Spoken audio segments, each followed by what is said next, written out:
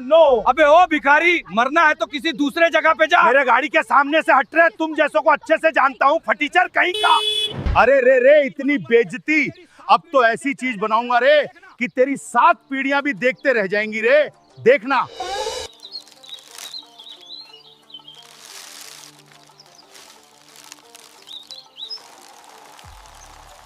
दोस्तों, मेरी दिन रात की मेहनत के लिए एक सब्सक्राइब, एक लाइक प्लीज करना दोस्तों।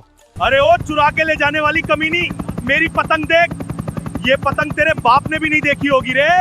मोटू, आई एम सॉरी।